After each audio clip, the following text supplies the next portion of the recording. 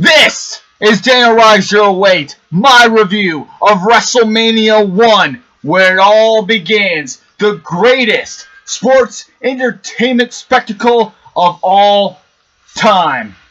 Mr. T and Hulk Hogan versus Paul Orndorff and Roddy Piper. We have so much into this. We have the Women's Championship match. Great stuff. This is an historical event. Or was it as historical as it may be? So this is Daniel Rock 08, and we kick off with our WrestleMania review.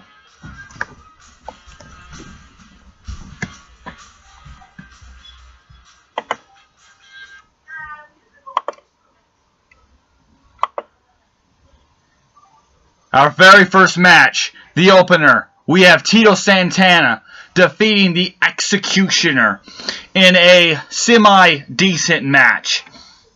You know, it's kind of weird how, of all the big matches you could have at WrestleMania, you know, the grandest stage of them all, the very first match is Tito Santana versus the Executioner. Tito Santana picks up his one and only WrestleMania victory, as after this he would lose 8 straight WrestleManias in a row. Tito Santana picks up the victory, of course, and I give this match a 4 out of 10. Next up, we have King Kong Bundy squashing Special Delivery Jones inside. Well, they announced 9 seconds, but there's no way in fuck balls it was 9 seconds. It was about 23 seconds. King Kong Bundy picks him up, giant bear hug, throws him into the corner, hits the avalanche, hits the big splash for the 1, 2, 3 inside 23 seconds. That is the real time, not 9 seconds. This would start, you know, the very first WrestleMania has a squash match, and you will see lots and lots of squash matches throughout WrestleMania. Some squash matches I will give a dud, and some squash matches I will give not a rating at all, because I hate squash matches. But some squash matches I can see have a purpose. So, this did not have a purpose whatsoever. I give it a dud. Sorry. Next up, we have Ricky the Dragon Steamboat defeating Matt Bourne in a kind of boring match. It was good, but it was just like kind of boring. Here comes the Indian. Ricky Steamboat hits a big shoulder block tackle, knocks him down. He goes up top, hits the crossbody for the 1, 2, 3, and Ricky the Dragon Steamboat picks up the victory. I give this a 5 out of 10, 2.5 stars. It was what it was. A lot of atomic drops, a lot of headlocks and wrist holds. And speaking of boring, speaking of crap, here we go. Bruce Beefcake and David Sammartino went to a double countout and a double disqualification. My bad. Double disqualification in a shit, boring, crappy, terrible match. It was wrist holds, wrist locks, drop toe holds, fucking wrist locks, and fucking all sorts of crap, and sleeper holds. It was boring. You know, I always read about how David Sammartino, Bruno's son, sucked so hard, but I never knew how bad he really fucking did suck until I saw this match. You can clearly see David Sammartino is not going to be a fucking star. No matter how big his dad was, no matter how much the living legend mattered to the WWF, David Sammartino was going to be a jabroni, and he proved it here. This match was garbage, but I'm going to give it a half of a star. The ending came when Johnny Valent, Briefcake's manager, attacked David Sammartino, and that old bastard Bruno came in, beat the shit out of everybody. So Daddy has to come to David's rescue. Yeah, ain't no way in hell David's going to make it. In fact, and to best of my knowledge, I don't even think David Sammartino lasted much longer after this match. Next up, we have the Intercontinental Championship match. Junkyard Dog defeats via countout Greg the Hammer Valentine. This was an alright match. The ending came when Greg Valentine scooped him down. He cheated. He put his legs on the top rope and got the 1, 2, 3. But in comes Tito Santana to reverse the decision and continue the match. But then all of a sudden, Greg Valentine gets counted out. So I don't really understand the point how they restarted the match. I mean, if you're going to restart the match and continue it, then why not have Junkyard Dog get the victory and get the title? I don't really understand why you do a cheating pinfall victory for Greg Valentine, then reverse it and then lose by countout. Kind of doesn't make sense to me at all. 4 out of 10. Next up, we have a good match here between Nikolai Volkov and the Iron Sheik defeating the United States Express, which is Mike Rotunda and Barry Windham. Nikolai Volkov and Iron Sheik, when they sang when Nikolai sings the Russian anthem, and then Iron Sheik says, Russia, #1, Iraq, #1, America, Act 2. The crowd fucking rapid fires garbage at the tag team. This shows you how much heat the Sheik and Volkov got. Wow. Freddie Blassie is their manager, and because of him, Nikolai Volkov and the Iron Sheik gets the tag team titles. Freddie Blassie gives Iron Sheik the cane.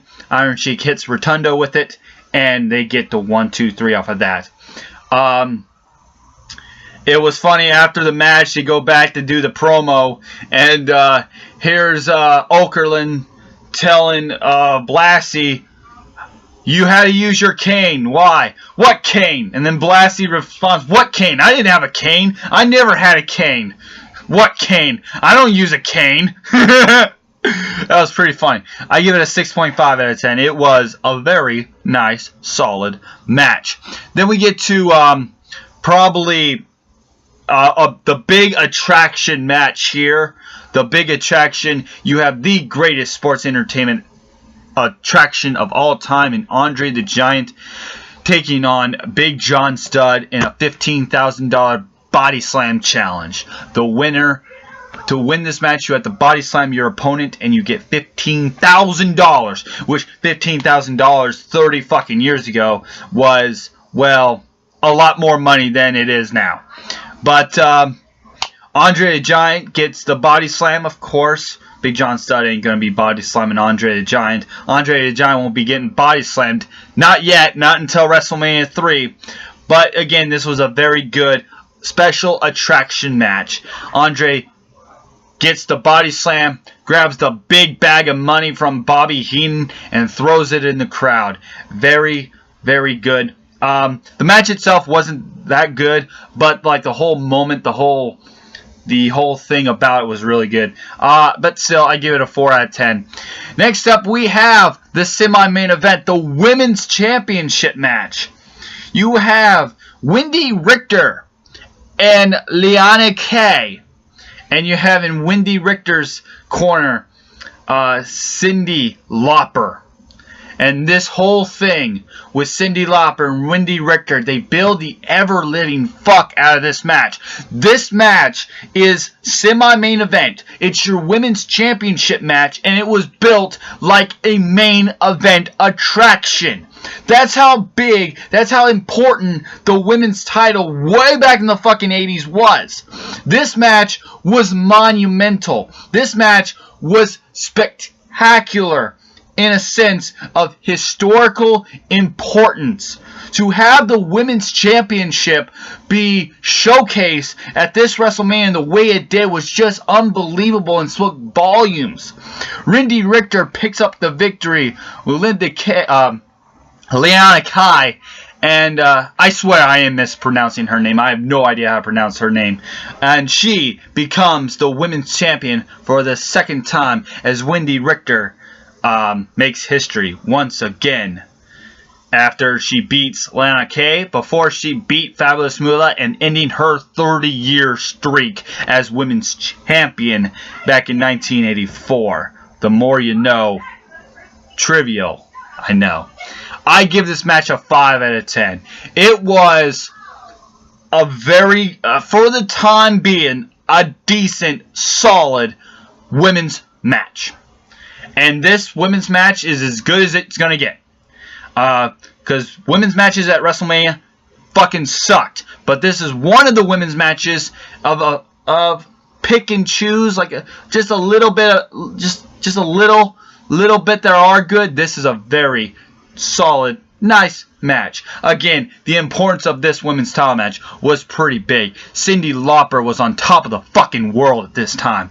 Girls just want to have fun. Girls just want to have fun.